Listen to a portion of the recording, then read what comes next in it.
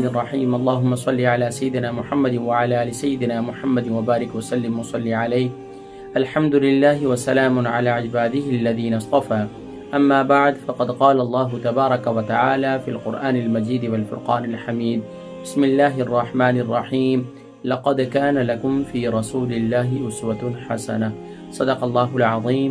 محترم و محتشم ناظرین و سامعین، السلام علیکم ورحمۃ اللہ وبرکاتہ.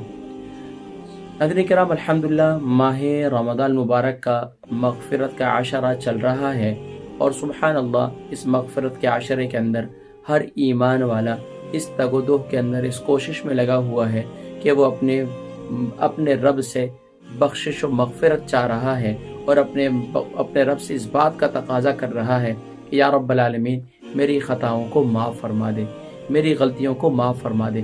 ناظرین کرام، حضور اکرم صلی اللہ علیہ وآلہ وسلم کا قول، فعل، عمل ہمارے لیے بہترین اگزامپل ہے، ہمارے لیے بہترین رول ماڈل ہے. آقا علیہ الصلوۃ والسلام کی ذات.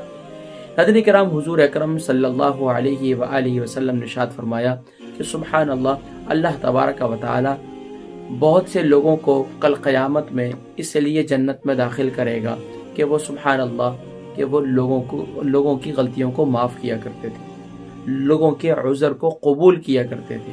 یہاں تک کہ پیارے کریم آقا علیہ الصلوۃ والسلام نے ارشاد فرمایا، اگر کوئی مسلمان تم سے عذر کرے، یعنی کہ اپنی غلطی کو تسلیم کرے اور تم سے معافی چاہے، تم اسے معاف کر دو. البرکہ ٹرسٹ کا منشور، آؤ غم سمیٹیں خوشیاں بانٹیں. البرکہ ویلفیئر ٹرسٹ انٹرنیشنل نے پیدائش کی خوشی سے لے کر موت کی غمی تک انسانی ضروریات کو مد نظر رکھتے ہوئے یتیموں، بیواؤں، بے سہاروں، ضرورت مندوں اور سفید پوشوں کی مدد کو عبادت سمجھتے ہوئے اس عظیم فریضے کو سر انجام دے رہی ہے. سندھ اور بلوچستان میں البرکہ ٹرسٹ آپ کی زکوٰۃ، عطیات اور صدقات کی بدولت انہیں تنہا نہیں چھوڑتا، اور ان کی ضروریات کو پورا کرنے کی ہر ممکن کوشش کی جاتی ہے.